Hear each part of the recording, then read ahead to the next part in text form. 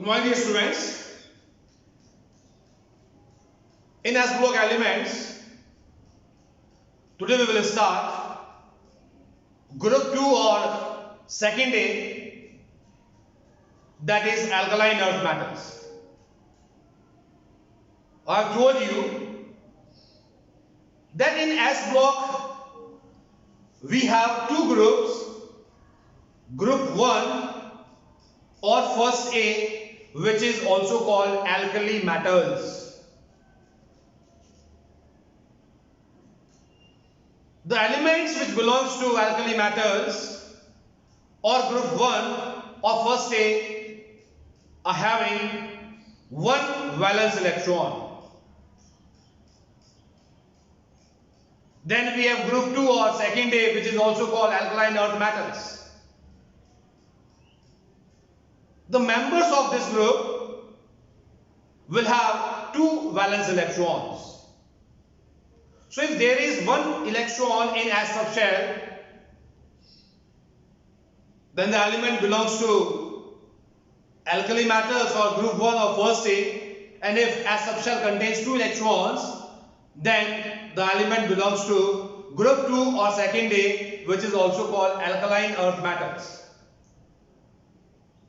So here we can say that all alkali metals will be having outermost electronic configuration as NS2. Their general outermost electronic configuration will be NS2. There will be two electrons in S subshell. The elements of this group are as follows. First one is Be, which is beryllium, having outermost electronic configuration as 2s2. Then we have magnesium, Mg, having outermost electronic configuration as 3s2. Then we have calcium, Ca, having outermost electronic configuration as 4s2. Then we have strontium, Sr, having outermost electronic configuration as 5s2. Then we have barium, Ba, having outermost configuration as 6s2. And last we have radium, Ra, which is having outermost electronic configuration as 7s2. Radium is radioactive in nature. Its nucleus is not stable. It emits alpha, beta and gamma radiations, which are very harmful radiations. If this radiation comes in contact with the body, then it can cause cancer. Now about their general physical properties. Number 1 is atomic and ionic radii. So after alkali metals, we are having alkaline earth metals. So in any period, they comes after alkali metals. They have second position in any period. So as they are just followed after alkali metals, so their size, atomic size will be large. But if atomic size is compared with alkali metals, then their atomic size will be smaller than alkali metals, because it is a rule. When we start moving from left to right, atomic size decreases due to increase in the number of protons in the nucleus and increase in the number of electrons in valence shell. As number of protons and electrons increases, force of attraction also increases for the valence shell electrons, and valence shell undergoes contraction, or we can say valence shell comes closer. So here, if we talk about the atomic size of alkaline earth metals, then atomic size of alkaline earth metals is smaller than alkali metals. Alkali metals have the maximum atomic size in any period. That's why they have the lowest value of ionization potential in any period. So here, atomic and ionic size, ionic radii, they have large atomic size. They have large atomic radius. But when it is compared with alkali metals, then their atomic size is smaller than alkali metals. As we move down in a group, we are moving from beryllium to radium. But just leave it radium because it is radioactive in nature. We are moving from beryllium to barium. What happens when we move from Be to Mt? Here, valence shell is your second shell. Here, valence shell is your third shell, third energy level. There is an increase in energy level. So as we start moving from top to bottom, there is a progressive addition of energy level or shell, due to which atomic size increases. So when we start moving from top to bottom, atomic size increases. Hence we can say that atomic size of magnesium is more than beryllium, atomic size of calcium is more than magnesium, atomic size of strontium more than calcium, atomic size of barium more than strontium, and so on. So it is about atomic size and ionic gradient. Then we have second point, ionization potential. We know it very well that IP is proportional to 1 by atomic size. There is an inverse relationship between IP values and atomic size. If atomic size increases, value of IP decreases. If atomic size decreases, value of IP increases. What about the atomic size of alkaline earth metals?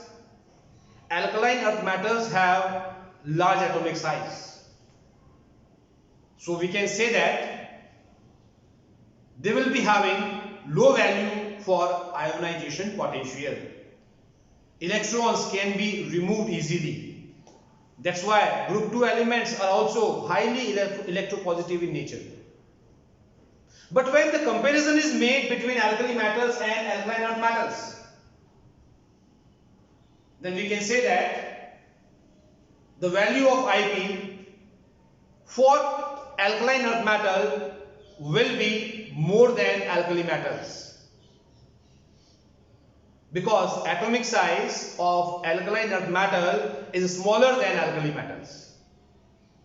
So valence shell electrons will feel more force of attraction from the nucleus.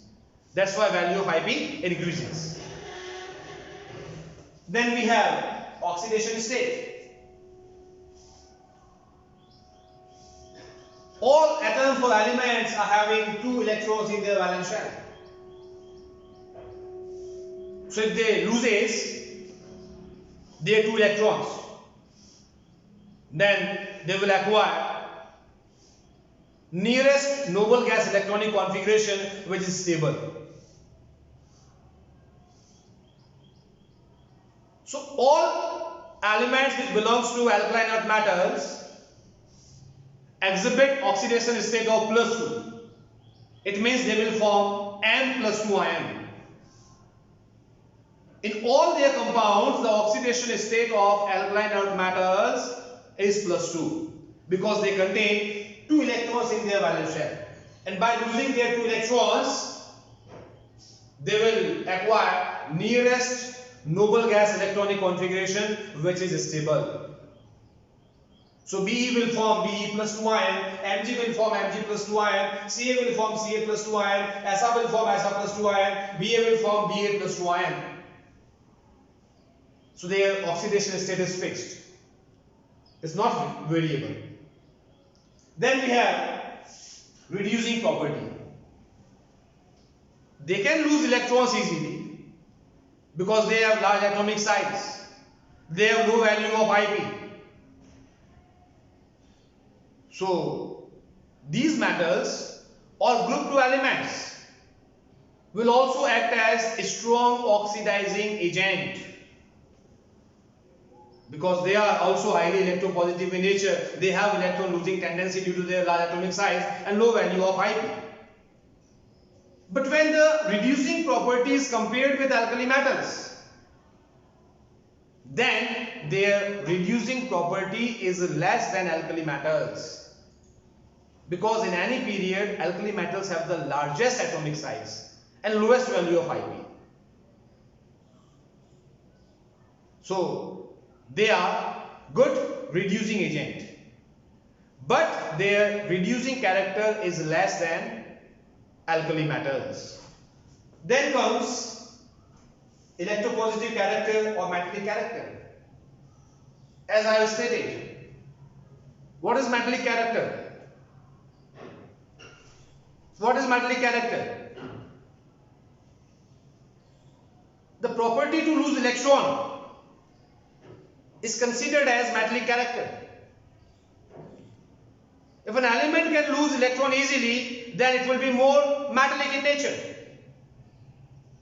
It will be more electropositive in nature, as they have large atomic size and low value of IP. They exhibit metallic character. They are also highly electropositive in nature.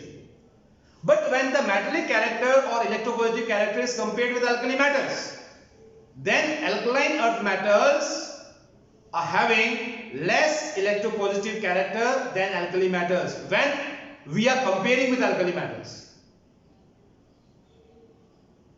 So remember, group 1 element, alkali metals and alkaline earth metals are highly electropositive in nature, are most metallic in nature.